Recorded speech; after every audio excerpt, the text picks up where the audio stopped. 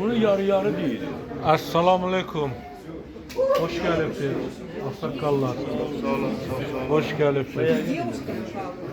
Güzel, güzel, güzel. Bunlarımız var. Dostlar, hoş gördük. Azerbaycan'dan gelip Perim şehrine. Çok hoş geldiniz. Sağ olun, sağ olun. Benim Babana. bizim ikinci vətənimizdir. Mən 5 yıl Astrada işləmişəm, deyirəm ki, ikinci vətənim Astrada. Benim ikinci. Ama sana bizim evimiz. Ürək sözlərin Aksakal. Bizim şəhərimizə xoş gəlibsən. Düzdür, əvvəl sizinlə hobindir.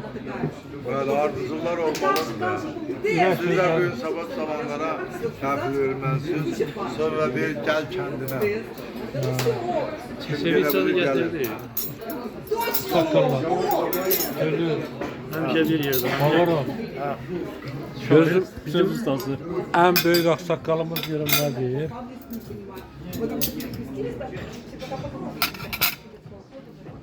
Sevinirəm düğünləri Perimdə, Uralda görüşürük doğmalarımızla.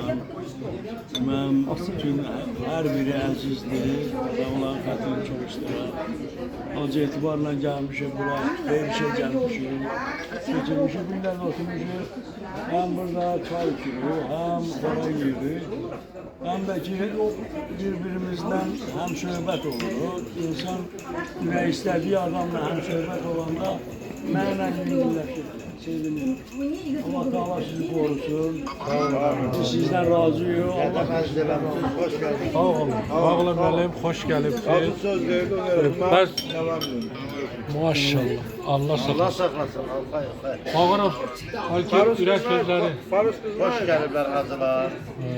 Qədəm ərz eləyiblər. Allah sağla həmişə söz Я говорю, причем Sabah inşallah что gelsin. есть Verimli, verimli. из ингредиентов. Sabah akşam inşallah gelir. Sağ olun dostlar.